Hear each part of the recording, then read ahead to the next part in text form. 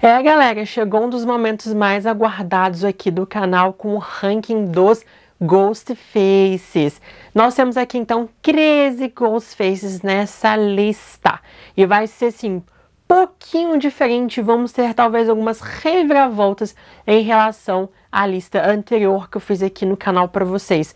Então considerem que é uma grande atualização. Além disso, galera, temos spoilers de Pânico 6. Não tem como fazer o ranking dos Ghostfaces sem falar, obviamente, da revelação de Pânico 6. Então fiquem ligados que tem spoilers ainda, galera, tá avisado aqui pra vocês. Mas enfim, sem mais delongas, vamos começar então nosso ranking aqui. Obviamente, essa é a minha opinião e eu vou basear a minha opinião em alguns critérios que eu tenho. Revelação, motivação, o personagem, né, tanto antes da revelação quanto ele atuando como Ghostface e, obviamente, também o desenvolvimento desse personagem, além, claro, do impacto que esse personagem tem na franquia também, não somente no filme. Mas então é isso, galera. Meu nome é Breno Becala, sejam bem-vindos ao canal de terror. Bora então quebrar a quarta parede sobre esse ranking, então, do pior ao melhor dos Ghostfaces da franquia Pânico. Bora lá!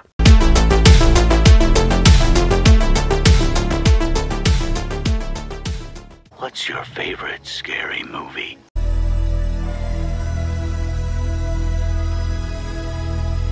Galera, o Ethan, sinceramente, é um personagem que não faz muita coisa, não faz tanta diferença assim. Parece que colocaram ele no filme somente por colocar para aumentar um número. Seja no início o número, talvez, né, ali de vítimas do Ghostface, mas depois que é revelado, aumentaram o número dos Ghostfaces, integrando 3. Realmente o personagem é muito raso, a gente chama de personagens planos, sem muita personalidade. E ali, quando ele poderia ter seu momento de brilhantismo durante a revelação e entregar tudo ali, ele é simplesmente ofuscado pelos outros dois Ghostfaces do filme. Para mim, se tivesse somente o Detetive Bailey e a Queen como Ghostfaces, eu ficaria extremamente satisfeito, né? E se ele fosse uma das vítimas ao longo do filme, seria muito mais, talvez, impactante do que ele como Ghostface.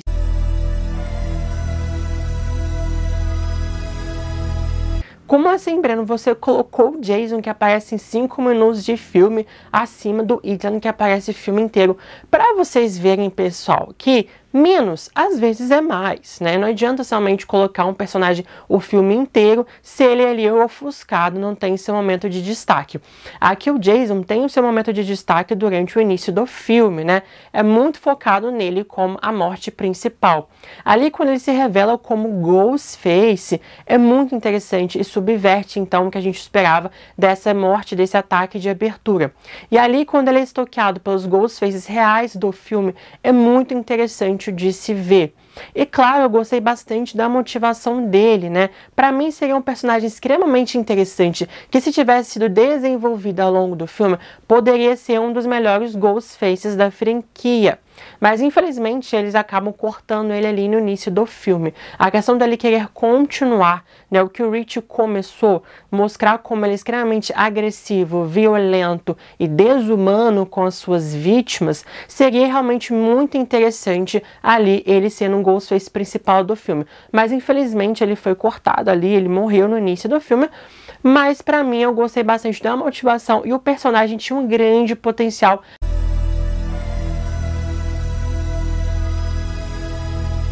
Galera, eu juro que tento mesmo gostar do Roman.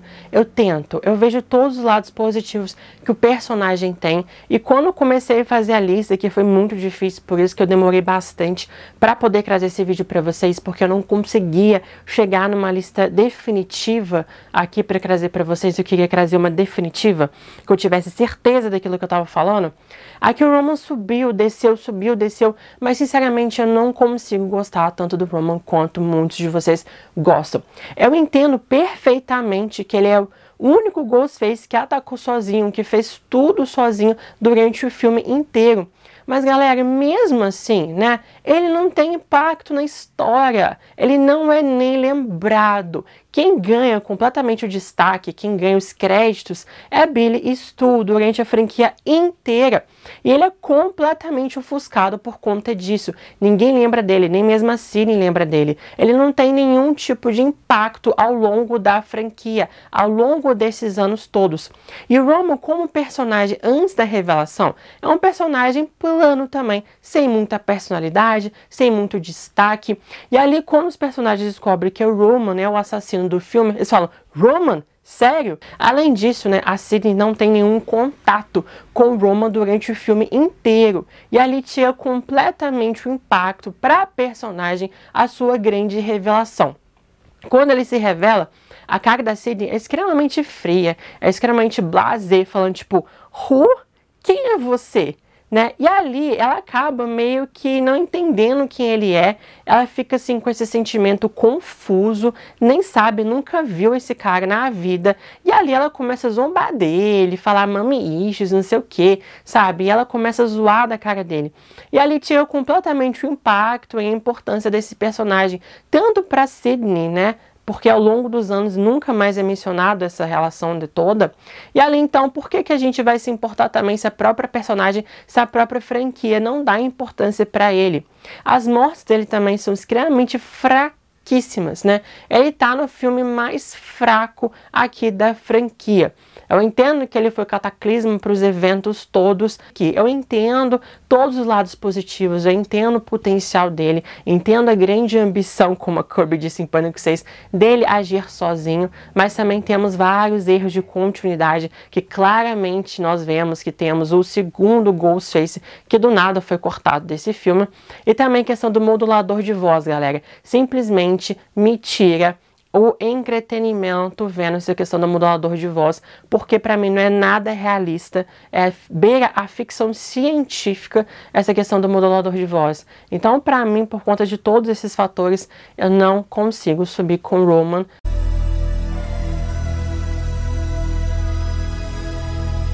Aqui também, ele como personagem, é um personagem fraco, né, galera? Ele tenta ser o novo Randy, mas não tem o mesmo brilhantismo, não tem um carisma que o Randy tem nos 2 primeiros filmes da franquia. Ele como personagem antes é bem esquecível. Ele tenta, é bobalhão, tenta flertar com a Kirby, não consegue. Enfim, ele é um zero esquerda. E ali, quando ele se revela como Ghostface, que é exatamente o grande momento dele brilhar, muitos desses personagens podem parecer bem chatos, bem assim, sem desenvolvimento, mas quando se revelam como assassinos, é o grande momento de brilhar, de entregar tudo e colocar seu impacto ali, né, na franquia. E aqui o Charlie simplesmente não tem. O Charlie é o ofuscado pela Jill. A Jill brilha nesse momento, ele é extremamente ofuscado por ela. Além disso, no final, ele é revelado como um peão, né? A Jill usou, manipulou ele para fazer todos os ataques ali no filme, ele achando que ele era força criativa, que ele tivesse palavras ali em relação a isso, que ele fosse um dos mandantes, mas na verdade, quem tinha um plano master era a própria Jill, que conseguiu manipular ele e fez tudo acontecer. E ele acabou sendo morto pelo outro Ghostface. Então fica extremamente canastrão e bobalhão. Até mesmo a Sidney, quando olha para a cara dele, quando a Jill revela que vai matar ele, ela fica com dó dele, galera. Ela fica com ar tipo, ai, coitado, que burro. Acreditou, sabe? Até a Sidney fica com dó dele para você ver realmente como ele é idiota. Tudo bem que ele realizou uma das melhores mortes da franquia, que é a da Olivia, mas no final das contas ele é mais um peão no jogo ali da Jill. E ali perde completamente o seu impacto e o seu destaque no filme por conta dela. E por isso então...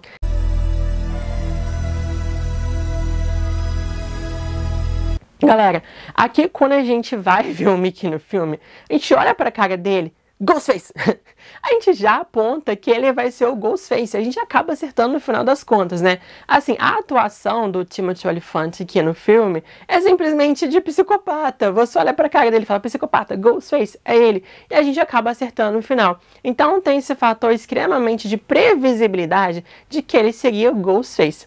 Mas, depois que ele se revela como Ghostface, as coisas que ele faz no filme como Ghostface, ele é grande força bruta no filme, né? Ele mata praticamente todo mundo aqui no filme. Ele protagoniza uma das melhores mortes e também uma das melhores sequências de suspense da franquia. Por exemplo, ele é responsável pela morte de abertura, que é muito boa. Ele é responsável pela morte da Cici, que também é muito boa. Além disso, aquela cena também do carro ali, né? Aquele suspense do carro em que ele ataca a Sidney e a Halle, também uma sequência muito boa. Ele tem uma grande força bruta no filme. Se não fosse por ele, nada daquilo realmente teria acontecido. Além de ser uma força bruta também, o Mickey tem uma coisa interessante que poucas pessoas percebem, comentam, né, e dão crédito a ele, sobre a manipulação psicológica que ele tem em relação a Sidney. A todo momento durante o filme, ele vai criando na Sidney uma suspeita de que o Derek pode ser o assassino. E ali a Sidney começa a rever as suas prioridades e ela começa a desacreditar no Derek. E ali ele vai manipulando com as circunstâncias, até que faz com que a Sidney meio que termine o seu relacionamento e ali ela acaba ficando sozinha. E ela então se afasta das pessoas próximas a ela, fica extremamente vulnerável no final do filme e ali então que ele realiza seu ataque aí no carro da polícia. Então ele acaba manipulando essas situações todas para deixar a Sidney sozinha e vulnerável.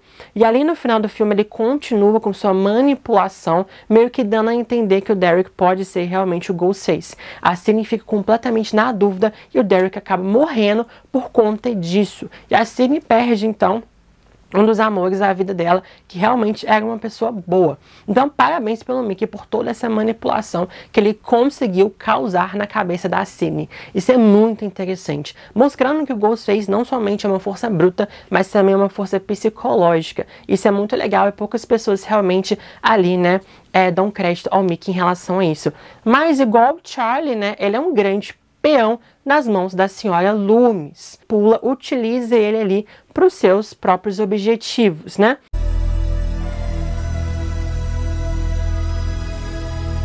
Eu gosto muito da senhora Loomis, né? Porque é uma coisa que a gente não previa realmente de que ela poderia ser a Ghostface.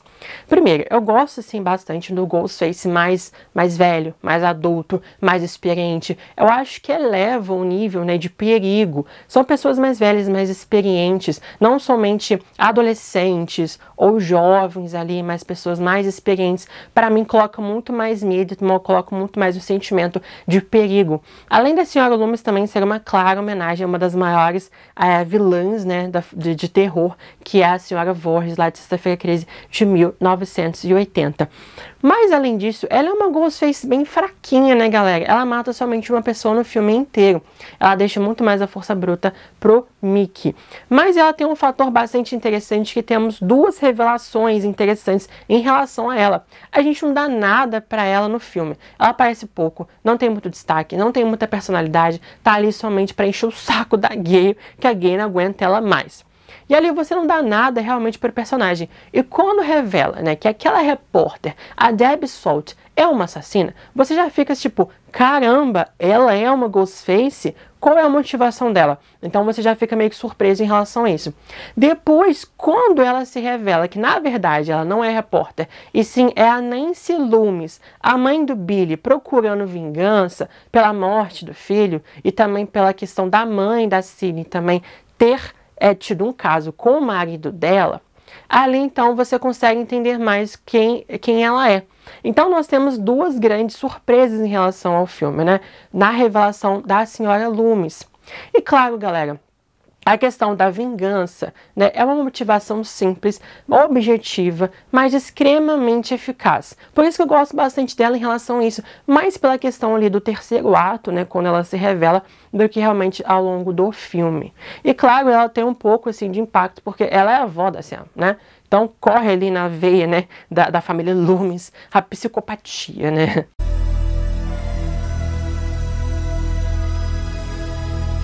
Gente, eu gosto bastante da Queen, porque a Queen também me lembra um pouco a Jill, né, ali na questão dela ser um pouco lunática ali em relação a isso, né, mas eu achei um personagem divertido, eu achei um personagem que tinha um grande potencial E ela é um personagem que está muito inserido no grupinho ali também, né?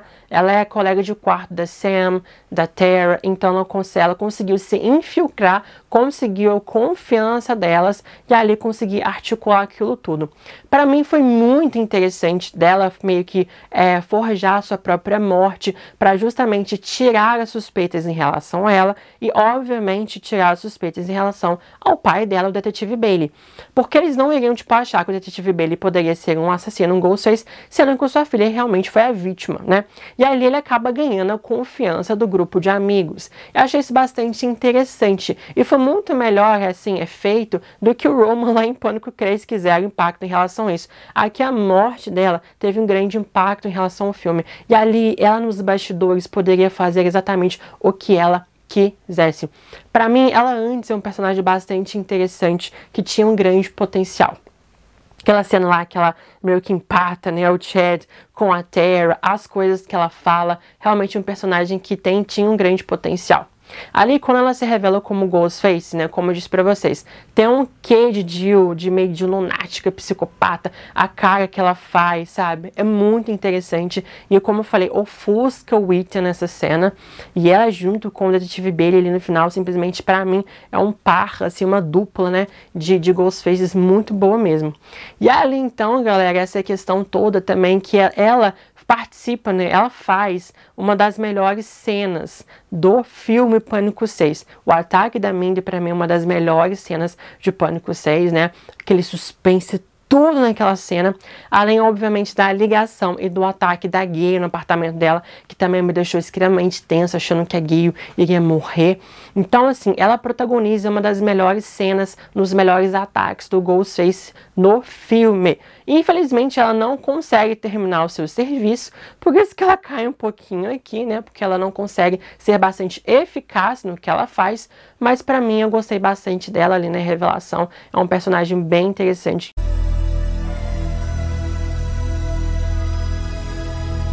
Tudo bem, galera, que tem todo um fator de previsibilidade acerca do detetive Bailey. Quando a Sam vai lá no interrogatório, dá o contato pro detetive Bailey do seu terapeuta e logo em seguida o terapeuta dela morre, você já fala, Ghostface. Tudo bem que tem toda essa questão que você já meio que prevê que ele pode ser um Ghostface. Mas inserindo na história do filme, o personagem é muito bem desenvolvido, né? Ali, então, forjando, como eu disse, a morte da sua própria filha em Pânico 6, ele acaba tirando as suas suspeitas como Ghostface.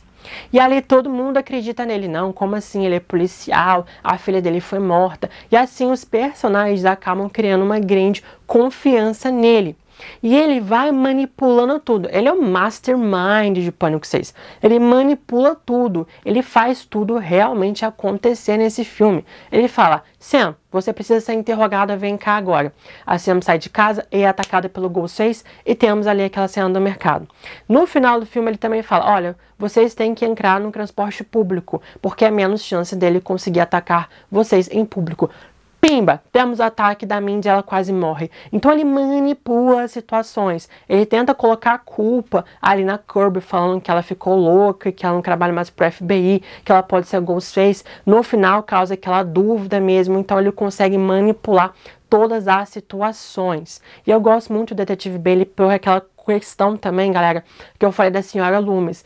É um Ghostface mais velho, mais experiente e pior, da polícia.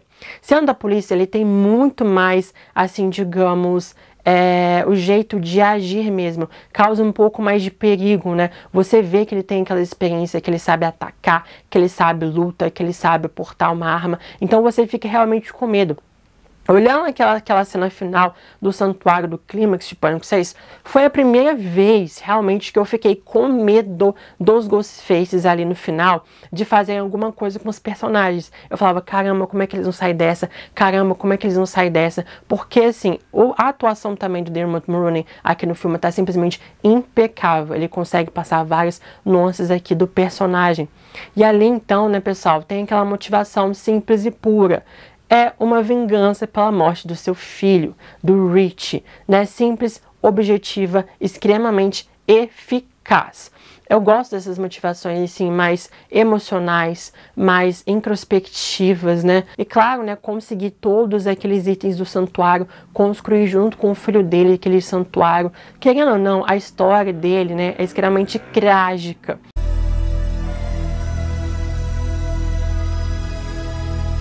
Aqui eu continuo colocando o Rich mais em cima, mas principalmente também pela questão da história que a gente conhece em Pânico 6.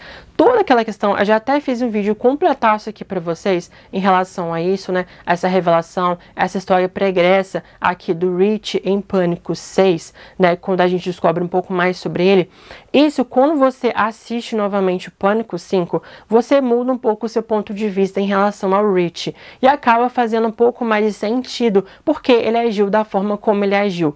Quando a gente assiste pela primeira vez Pânico 5, a gente acha extremamente over the top, uma coisa realmente megalomaníaca. Mas se a gente entende a história do Rich, todos os anos dele, você fica assim, caramba, faz um pouco de sentido porque ele agiria dessa forma realmente. E pra mim, o Rich, galera, é um personagem extremamente divertido. Ele é bobalhão, ele tem aquelas tiradas dele, né? Então, assim, eu acho ele muito divertido antes da revelação. Ele parece realmente, assim, o Billy poderia ter sido ele no primeiro filme, né? Porque que ele mostra um pouco mais tranquilo, mais calmo. Ele tem muito carisma, né? Jack Quaid tem um carisma aqui. Geralmente ele faz papel de bonzinhos, de mocinhos. Então você acaba meio que ficando na dúvida se ele é, se não é, se ele é, se não é. Mas você dá um voto de confiança e fala, não é possível que vai repetir essa história. E ali ele vai te cativando ao longo do filme. E quando ele se revela como Ghostface, você fala, caramba, eu sabia, mas ao mesmo tempo não queria acreditar. Então é muito interessante. E quando ele revela, quando ele fala sobre as suas motivações, é muito bom. Você fica entretido com o Rich e ele tem muita personalidade. Ele é um personagem extremamente complexo, né? Como a gente fala, um personagem redondo. E quando você pega o Pânico 5 e junto com o Pânico 6 e você faz esse laço, né? Você entrelaça essas duas histórias, o personagem fica mais interessante ainda e você entende muito mais o seu ponto de vista e faz mais sentido. Então, por isso que eu gosto bastante do Rich. Ele funciona pra mim como personagem ali antes da revelação e depois também ele funciona pra mim como um Ghostface, né? Quando revela as suas motivações junto com a história dele que é revelada lá em Pânico 6.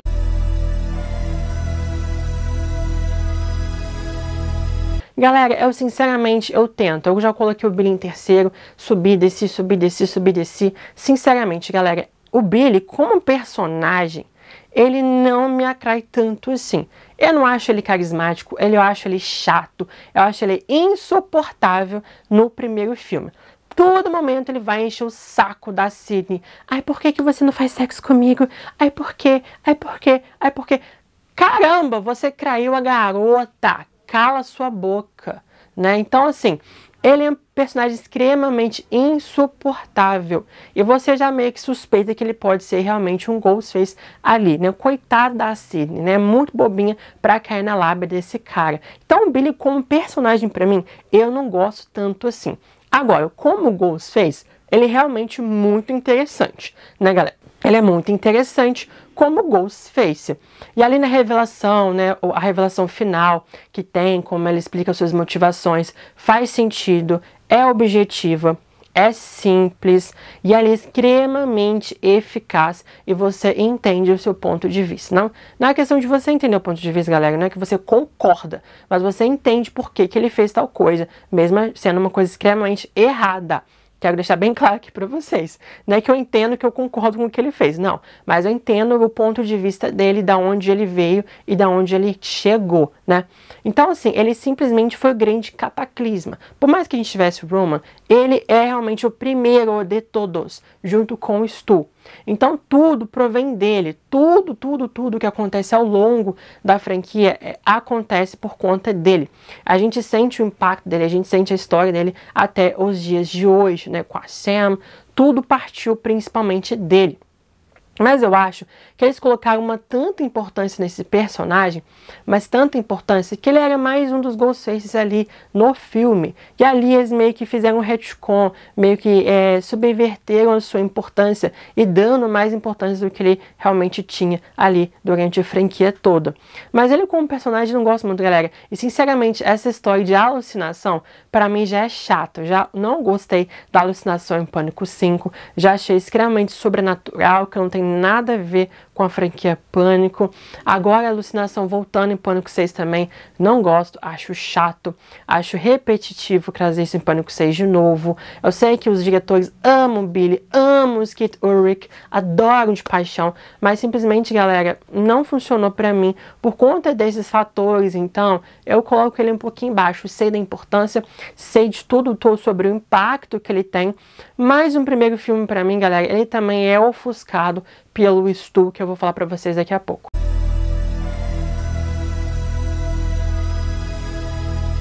Galera, eu gosto bastante da Amber. Ela, antes de se revelar como Ghostface, ela é um pouquinho chatinha, é um pouquinho arrogante, mas ela tem umas ironias, tem umas tiradas, a interação que ela tem com a Mindy é bem divertida. Ela é um personagem interessante ali antes da sua revelação. Eu gostei dela ali, do jeito mais bitch de ser e tal, assim. Eu achei bastante interessante. Mas quando ela se revela como Ghostface, eu simplesmente amei. Porque ela é lunática, histérica, megalomaníaca. Ela tem um gen ali, ela tem um salzinho, uma pitada de Jill, sabe? Que eu amo a Jill, então eu vejo um pouco a Jill ali. E uma coisa que eu gostaria muito de ver na franquia, imagina só, Jill, Quinn e Amber juntas, gente. Nossa, seria fantástico as três juntas. Não ia dar certo, que às vezes iam brigar bastante ali. Mas enfim, né? Seria uma coisa bastante interessante, né? Além disso, galera, a Amber, ela fez uma coisa que impactou, né? Que vai impactar pra sempre a franquia. Uma coisa que ninguém conseguiu fazer, a Amber fez. Matar um personagem legado, matar o Dewey. Galera, isso é muito importante, isso é extremamente impactante. O Dewey sobreviveu a quatro vezes. Chegou no quinto, a Amber conseguiu o que ninguém conseguiu nesses anos todos. Então, parabéns para ela por realmente elevar o nível da ameaça e do risco em relação a isso. Galera, o Dewey, ele era um ex-xerife da cidade. Um personagem legado. A Amber também matou a Judy, que é a xerife da cidade. Olha só o que a garota fez, sabe? Ela matou o ex-xerife, um personagem legado, e matou a xerife atual da cidade. Se você vê na história da franquia também, nenhum xerife, nada, morreu nos filmes. E aqui ela faz isso, extremamente megalomaníaca. Então eu gosto bastante da Amber por conta disso. E claro, a revelação dela tem várias nuances. A Mick Madison tá muito bem no papel. Você consegue ver as nuances. Ela, às vezes, você faz de vítima e depois vira assassina psicopata com aqueles olhos assim. Então realmente a atuação dela tem camadas. O personagem também tem certas camadas. Eu gosto bastante da Amber.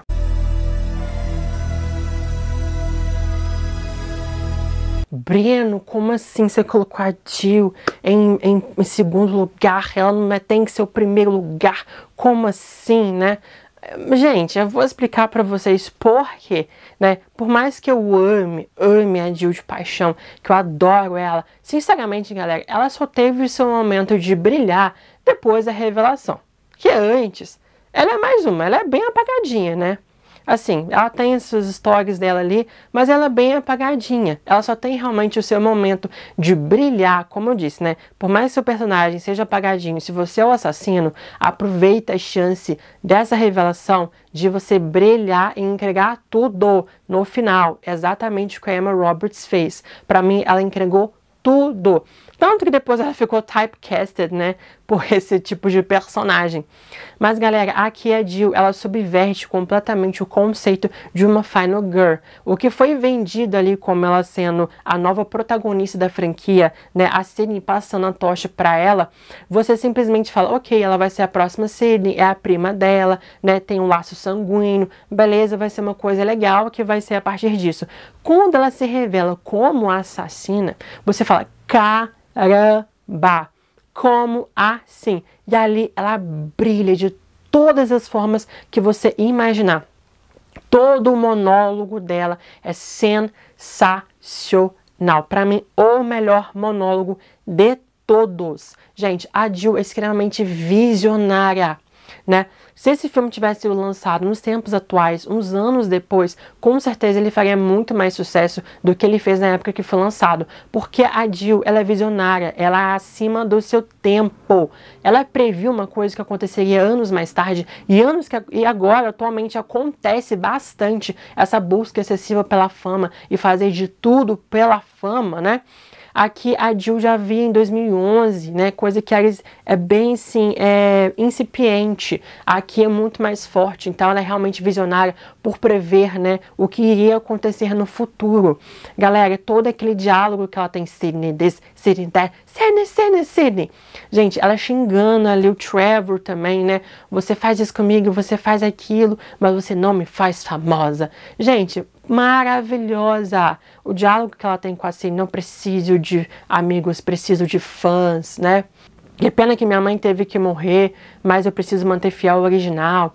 Gente, fantástico, que isso, é cheio de memes, cheio de frases de efeito, irônica. Galera, e ela realmente eleva o nível da loucura, lunática, megalomaníaca, histérica. Ela se auto-machuca ali no final para se parecer como uma vítima. Gente, que é isso? O que tá acontecendo com essa garota, né? Realmente extremamente megalomaníaca. Além disso, ela é a única Ghostface que conseguiu o que ela queria. Sim, por mais que tenha durado, tipo, 5 minutos, ela conseguiu a fama dela por 5 minutos e ela conseguiu exatamente o que ela queria. No final do filme, né, vários ali repórteres, né, falam com ela que ela é a heroína de Woodsboro, a nova Final Girl, nova não sei o que das contas, e ela conseguiu por um breve momento, mas conseguiu o que ela queria. Parabéns, Jill, você é extremamente espetacular.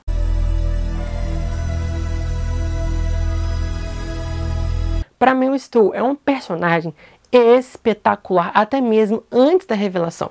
Ele simplesmente brilha. A atuação do Matthew Lillard é fantástica. Aquela loucura, aqueles maneirismos, o jeito de agir, a linguinha pra fora, cuspindo na cara da Sidney no final. Realmente, a atuação do Matthew Lillard tem camadas, tem nuances, né? Tem extensões na atuação dele. Gente, eu estou um personagem extremamente divertido. Você se entretém com o personagem antes da revelação, durante a revelação. Gente, é simplesmente fantástico. Eu adoro o Stu, né? E ali quando ele se revela também como um dos Ghostfaces, pra mim também é maravilhoso. Ele tem várias e várias cenas icônicas no filme, né, galera?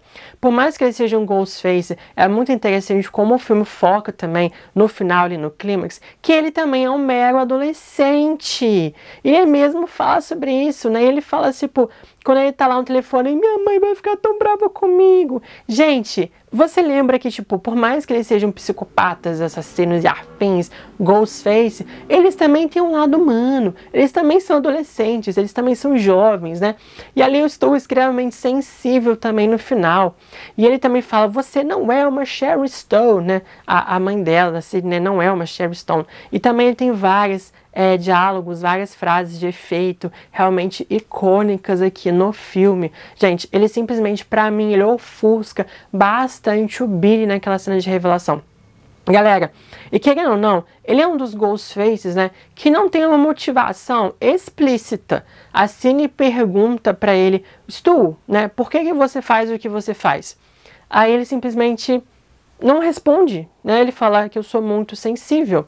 Tipo, ele não tem. Por que ele faz o que ele faz? Não sabemos. Será que ele é louco também? Será que ele é um psicopata também? Será que ele gosta disso? Mas por quê? Realmente é um dos Ghostfaces que a gente não sabe 100% qual é a sua motivação. A gente se indaga isso até hoje. Até mesmo, né, criaram aquela teoria, né, que ele era apaixonado pelo Billy, né, que os dois poderiam ter alguma relação, uma afetiva entre eles. Ele fez isso porque ele amava o Billy. Tem toda essa teoria também por trás.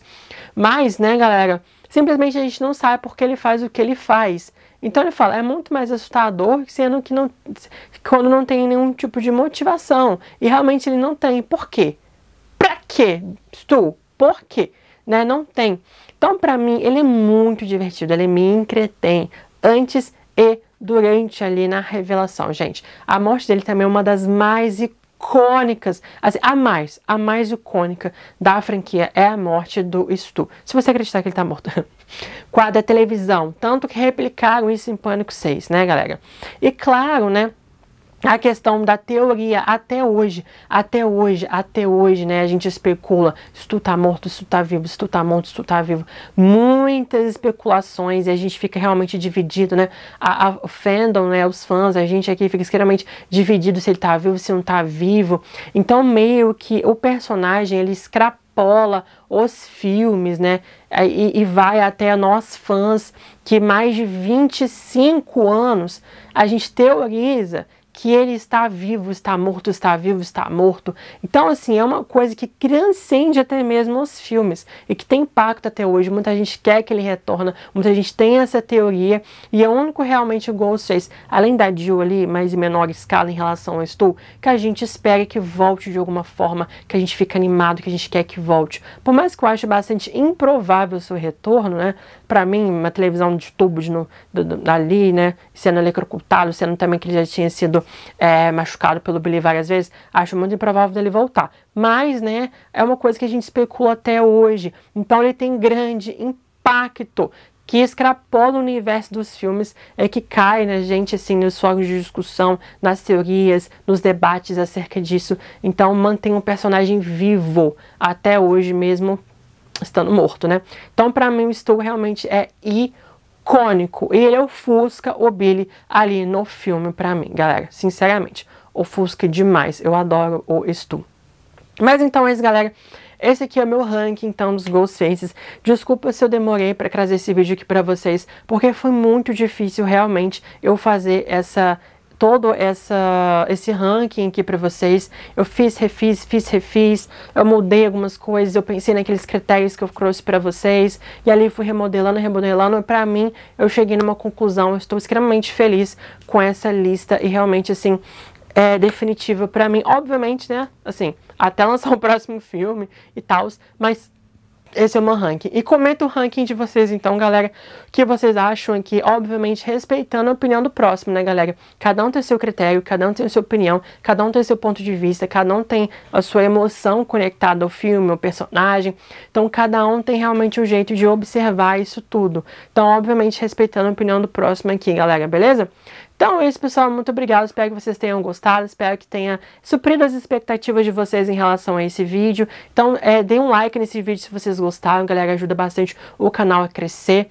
Ajuda também, galera, porque eu tô assim derretendo aqui, calor, eu quero comprar muito ar-condicionado. Então ajuda, se inscreva no canal, pessoal, assista os vídeos, dá like, comenta, compartilha muito, ajuda aqui também a manter o canal, a trazer melhorias, se ajudaria bastante, muito mesmo. E ative o sininho, então, para vocês não perderem futuros conteúdos. É isso, pessoal, espero que tenham gostado. Até os próximos vídeos e os próximos rankings.